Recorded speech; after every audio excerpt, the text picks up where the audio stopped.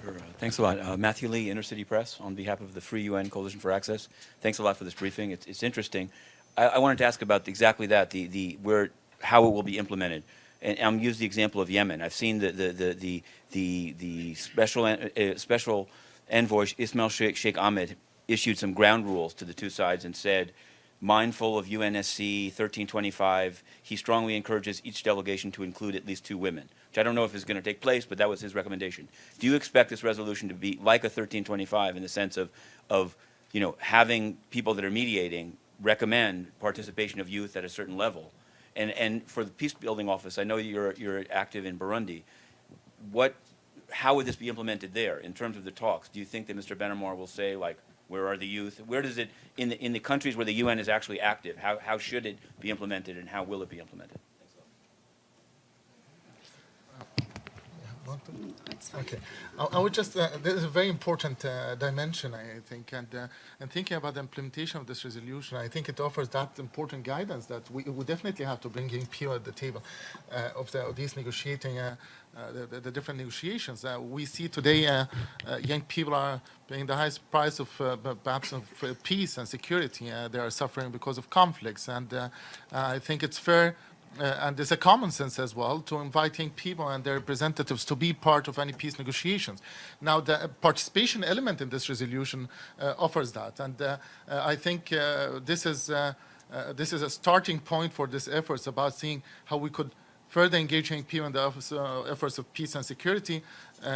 Today we celebrate the 15th anniversary of the Women, Peace and Security, and we realize that it might be too soon now to fully digest to what extent this resolution is going to impact the work of peace-building efforts around the world. I expect it will be up to all of us now, to civil society and the UN agencies, and indeed any future peace talks, and the current ones as well, to involve youth in a strategic way.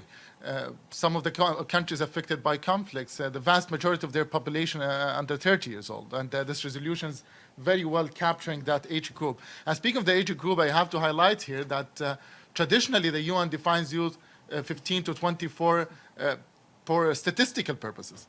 So that was 1995, the World Program for Action for Youth. And I think one of the very important things offered by this resolution is extending that definition by capturing this age group as well, and talking that it's not enough only for 24, but we have even to engaging people in their 20s. And that's what I call usually the black hole in peace-building efforts, because you see today that we have very little programs offered for young people when they are 16 and above. It's much easier to invest more in the schooling and offering programs for children, but the situation of young people, and particularly in conflict settings, are very alarming, because you have a situation where young people have absolutely no prospects for education, higher education, vocational training, or even a job opportunity in the future. And I have always warned that we should not leave young people in conflict settings with a situation where the only opening for them, or the only alternative, is becoming offered by radical and extremist groups. That's very, very dangerous. So that's why I think the participation element is extremely important here. As I said, might be too soon now to fully know how that will play out in the reality of different peace negotiations. But I could second that resolution with a call that we have now to start seriously looking how to engage young people in all these different peace talks and ensure that they do have a seat at the table. And in some of these countries, you know that they took to the street, young people took the streets demanding change. And when things went off a track, basically they were not invited to bring things back on the track. So I think clearly the lesson we learned today, there's no peace without development for young people, there's no development without peace. But I would say there's no peace, no development without engaging young people and investing in youth. Mr. Tarranco. Well, just for the end, getting this resolution to the Security Council is a big deal, because it's as big of a deal as that of having brought women issues 15 years ago. Because much of the time there are those who argue these are development issues, and why do you want to bring them to the Security Council, keep them in the General Assembly? This is to say, true, part is development and development is General Assembly, but nobody could deny now that the youth element is just essential for security purposes. The development issue is necessary, of course, and that goes without saying, but the security elements is what we have to realize, and everybody needs to invest. I'm sure you're impatient to know what we're going to do, but this is a long process, and it's a process also of consultation, of putting in ideas, trial, discussion. It's not something that we have and that we're going to bring out of our hats like that, but already acknowledge that this resolution in itself is a big achievement. Thank you. So I want to add to this that because I actually come from a conflict-affected area, and I have seen that young people, they are at the forefront of these extremist groups. They are being recruited by these militant groups, although this is the ideology. They use this ideology to recruit young people, but this is not what actually young people want to do. But they are at the forefront. So by passing this resolution, the world has for the first time recognized that young people can be the peace builders as well.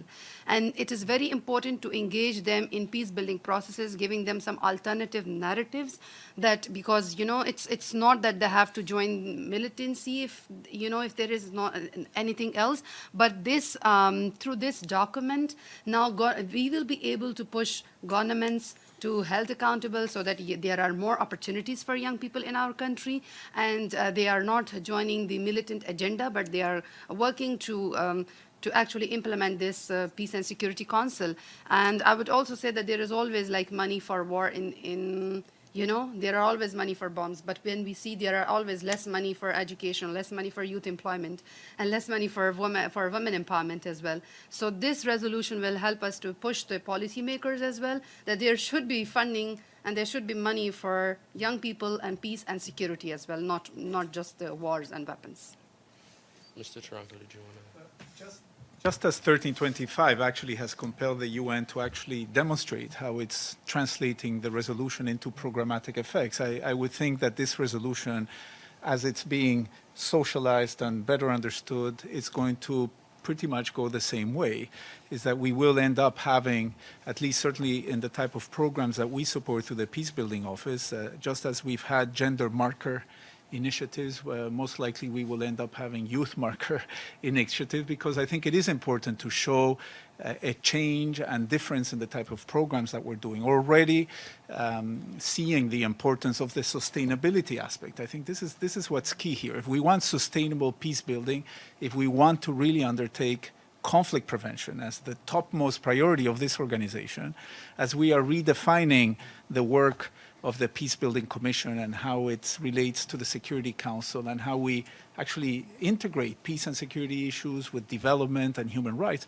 then working with youth is a fundamental must. The resolution actually does call where appropriate and where it's reasonable, and I think Yemen was a case in point, that it was extremely appropriate and necessary to bring the youth into what was then the national consultation process.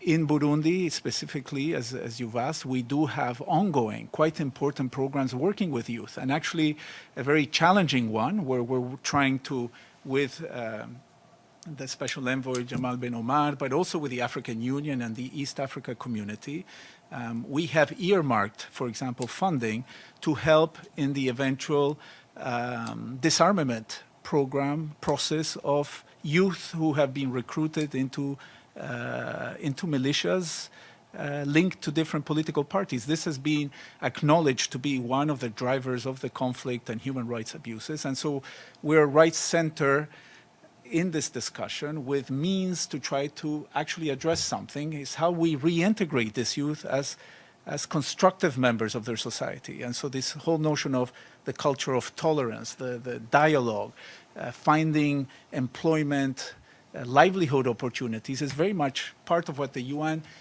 obviously working with the government and other organizations on the ground, should be about. So it's tackling all these dimensions of sustainable peace and prevention that I think this resolution is very powerful and very important for us to programmatize, if you will, some of the important recommendations.